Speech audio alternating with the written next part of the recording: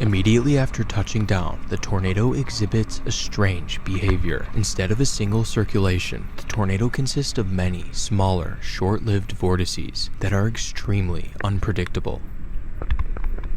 One of the chasers nearby is Oklahoma local Richard Henderson, who's out on his first storm chase. He captures the small vortices of the tornado as it touches down, although he doesn't have much time since the tornado is heading right towards him. Richard flees to the east, narrowly escaping the tornado. A mile away are storm chasers Brett Wright and Brandon Sullivan. Unlike Richard, these two have years of storm chasing experience. After recording the start of the tornado, they realize they're directly in the tornado's path, so they begin their escape south, away from the tornado. They leave early enough to evade the extremely strong core. However, the tornado is much larger than it appears.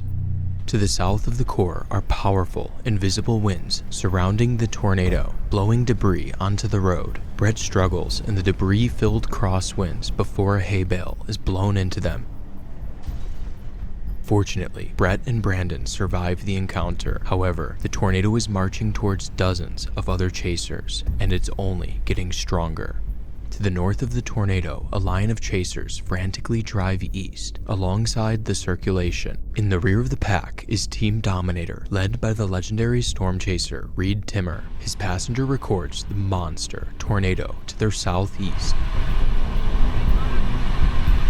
From their position, you can clearly see the outline of the massive tornado, despite it being wrapped in rain. Also, the tornado has immensely grown in size, and so have the subvortices at the core. No chaser, not even a tornado tank like the Dominator, is able to survive a hit from one of these powerful subvortices. In front of Team Dominator are the taillights of another notable storm-chasing team, Twistex.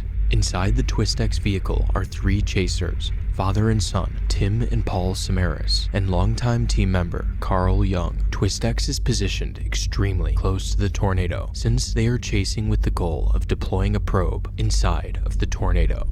The line of storm chasers continue east until Team Dominator is stopped by power lines blocking the road. Right around the same time, Team Twistex realizes they're in danger, so they turn north away from the tornado. Henderson continues east, tracking alongside the tornado, likely unaware of how much danger he was in.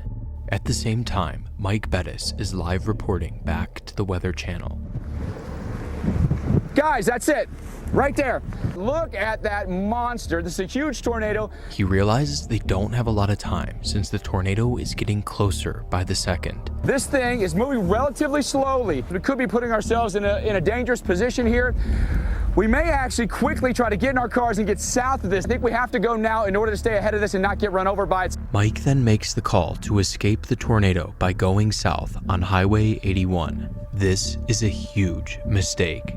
As the Weather Channel crew frantically drives south, the tornado grows in size while also accelerating. The combination of growth and increased forward speed means that the tornado is effectively moving towards them at over 80 miles per hour. They have no chance of escape. Within minutes, the Weather Channel vehicle is at the core of the circulation. Hold on, brothers. Hold on. Everybody duck, go. Just keep going if you can. Keep going if you can. Everybody duck down. Everybody duck down.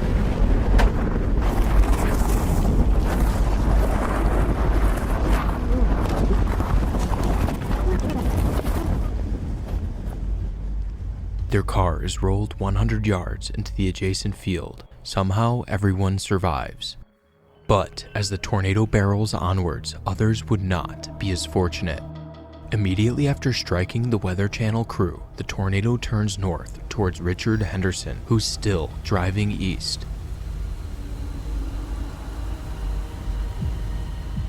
Richard is caught in the violent core. His vehicle is thrown into the nearby field and is crumpled. Tragically, Richard does not survive.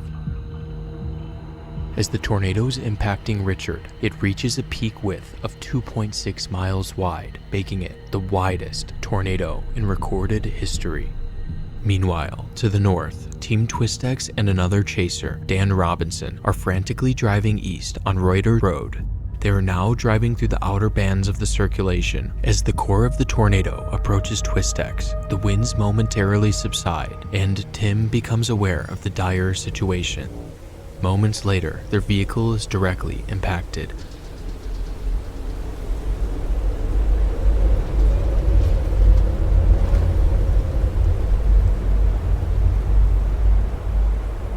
Their vehicle is tossed a third of a mile to the east.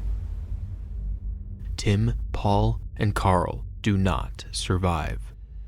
Los bichos odian Ride.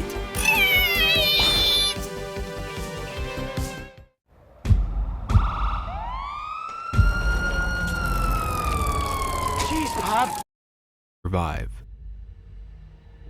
A mile to the east, Dan Robinson abandons his car on the side of the road and takes cover in a ditch.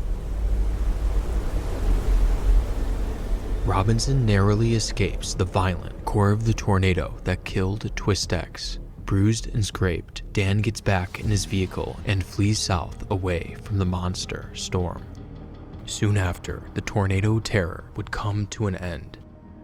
In 40 minutes, this record